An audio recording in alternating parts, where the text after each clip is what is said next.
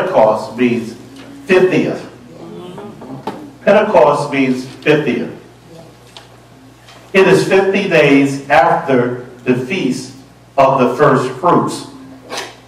You find that in Leviticus, those that may be interested in writing notes, you find that in Leviticus chapter 23, verse 15 through 22. And that marks the feast of Pentecost. Now, what most Christians fail to understand is that the Old Testament contains the foundational teaching and principles regarding God's kingdom. The Old Testament lays out the foundation. It lays out the teaching. In order to fully appreciate the New Testament revelation, we must have an understanding of the Old Testament, particularly the book of Leviticus. The book of Leviticus teaches us how God is to be approached. If we would have a healthy understanding of Leviticus, we wouldn't just come to church just so anyhow. Some of y'all ain't saying amen right now. Amen. As Bishop Clark would say, some of y'all act like y'all the pallbearer at your parents' funeral. Well, but my God is alive. Yes, He is. Yes. And let the redeemed of the Lord say so. That's right. Amen? Amen. So we need to understand Old Testament teaching. When we accept the fact, first of all, we need to understand that God first revealed His plan of salvation and the plan regarding Pentecost first to the Jews. True, true. That's right, that's right. It wasn't to the Gentiles. Amen. But it was to Abraham and the children of Israel. That's right. Amen.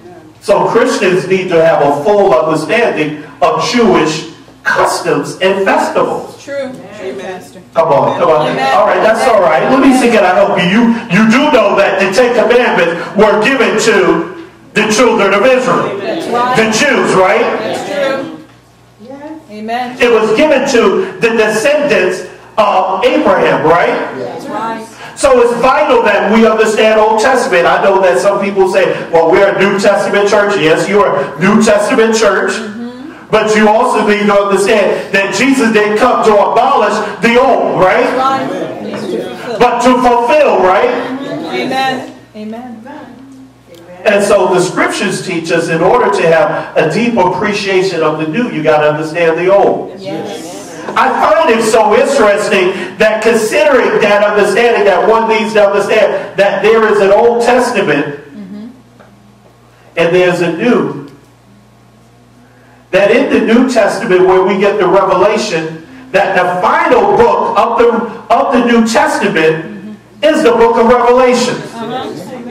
And most Christians, I'm not going to ask you to raise your hand, but most Christians don't even read that book. It's true. It's true. They are afraid to read that book. And Satan has hoodwinked you to believe that it is above your understanding. That it's just filled with too many symbols and illustrations that I can't grasp it. And so that's why a lot of times we find people run away from it. But do you not know, I told you that if you understood the purpose and the plan of the book of Revelation, remember I told you, you got to understand Old, because I'm going to get there, because you need to understand Old Testament in order to appreciate New Testament. True, Pastor. True. The foundation was laid there. Yes. God gave the vision there. That's right. The fulfillment is in the new. Amen. Right? That's right. Amen. In the New Testament, before the New Testament closed out, the book that we're given that closes out it is called the book of Revelation. That's right. In the opening verses of Revelation, God declares what the purpose and the plan is for Revelation. The book that most Christians don't want to read. Amen. Amen. It is called Revelation because it is the revelation of Jesus Christ. Amen. Amen. Amen. Some people need to get a healthy dose of understanding who Jesus is. That's right. Amen. Amen.